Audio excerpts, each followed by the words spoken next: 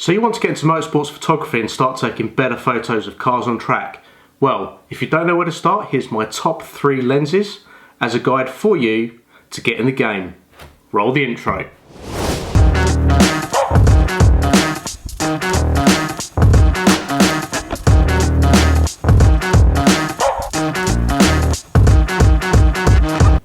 Hello and welcome back to another one. Thank you for joining me. And obviously you are clearly wanting to get into motorsport photography and you don't know where to start when it comes to lenses. Obviously there are so many lenses on the market.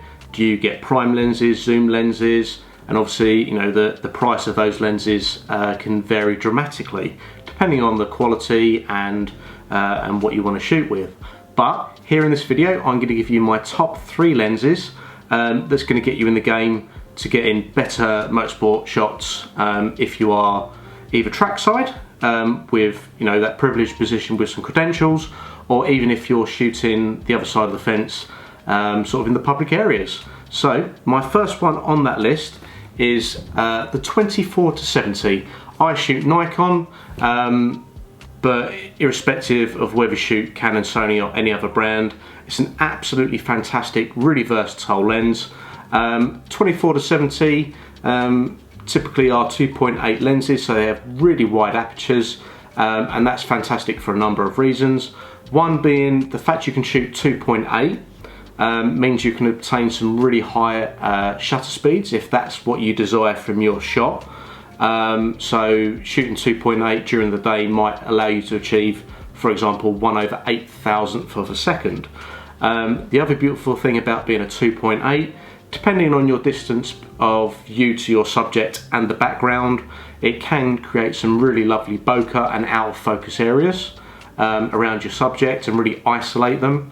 And also the fact that it's a 2.8 all the way through the zoom range means if you are shooting manual, for example, and you're flicking around your shutter speed and your ISO depending on your shot, it's good in the knowledge that if you're at 24mm or 70mm, it will stay at 2.8 rather than the kit style lenses and the sort of the more inexpensive lenses that will have a variable aperture, often like a 3.5 at the short end, and when you zoom in it goes to like 5.6 or 6.3. So that's lens number 1, 24-70, really fantastic if you are trackside, particularly if you are at an apex or an area where the track lends itself close to the spectator areas.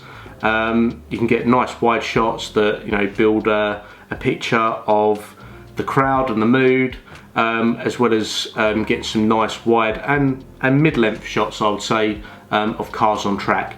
The fact it's quite a small light lens as well means that you can really whip the camera around and the lens to get some really nice pan shots. So highly recommended, irrespective of what brand you shoot. Check out a 24-70 2.8.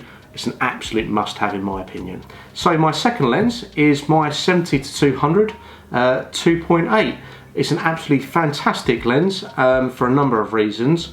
One, again, it's a 2.8, which means that irrespective if I'm at the short end of 70 or zoomed in at 200, that'll be a 2.8 all the way through. You can achieve the high shutter speeds. It also allows you to even more so blow out the background and make a nice blur in the background, because a longer focal length at 2.8, that's simply what happens.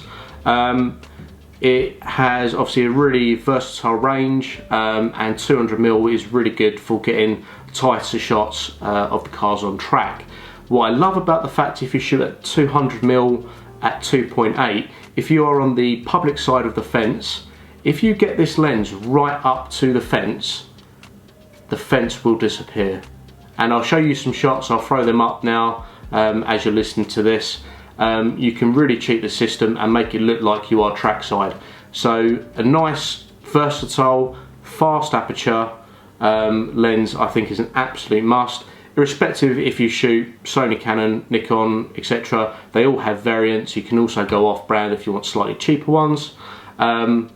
But the versatility, the isolation of your subject, and some beautiful bokeh and some really sharp images as well. This is one of my favourite lenses of all time.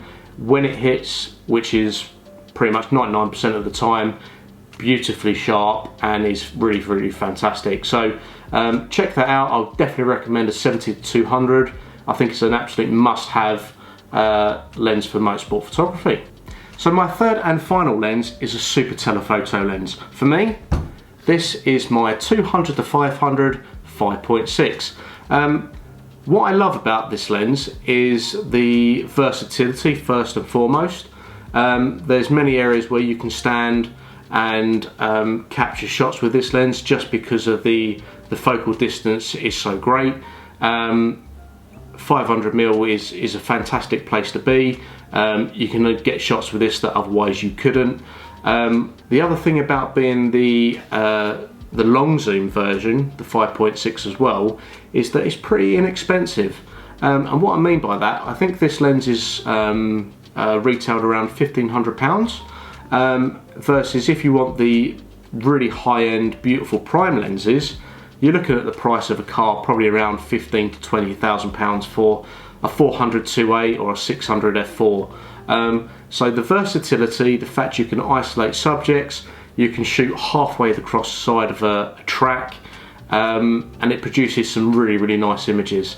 It gives you that great versatility, and again, I think it's highly, certainly for me, highly recommended that you get in this in your kit bag. Again, for other manufacturers, there's their versions as well. You can also go off-brand again, where there's some really sensibly priced and fantastic lenses to get hold of.